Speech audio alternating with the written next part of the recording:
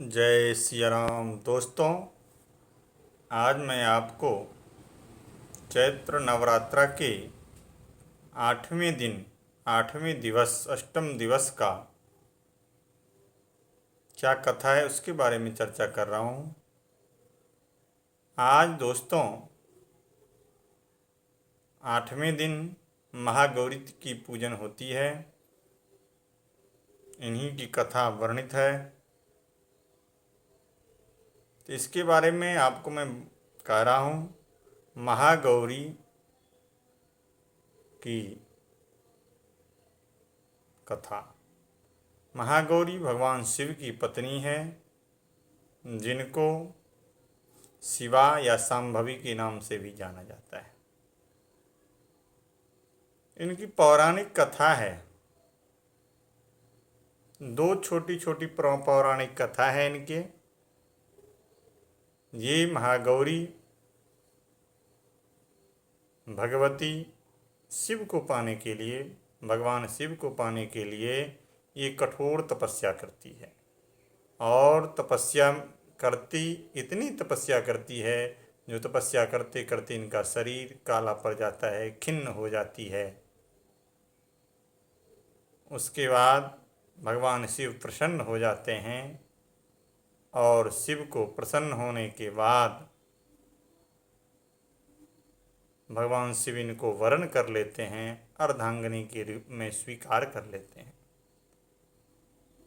उसके बाद भगवान शिव इनको गंगा जल से स्नान कराते हैं और स्नान कराने के बाद इनका रंग जो होता है वो गौर वर्ण हो जाता है, जिसके कारण इनका नाम गौरी पड़ गया, गौरी दिया गया।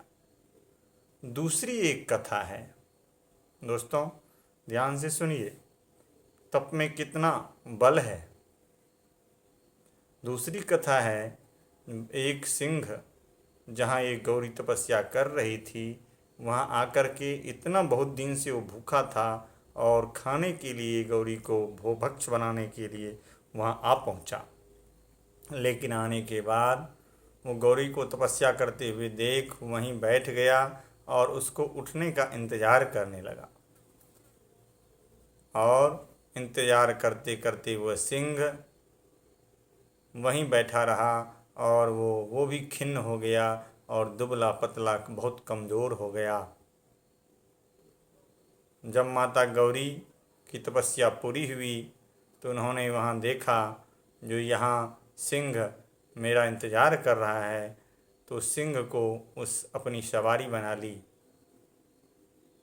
इसीलिए इनका नाम शेरावाली भी है एक।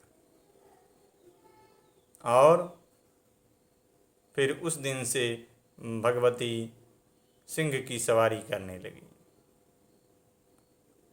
और ये दूसरी कथा है। भगवान शिव महागौरी के रूप में जब पार्वती उनको वाहन बना लिया, उसके बाद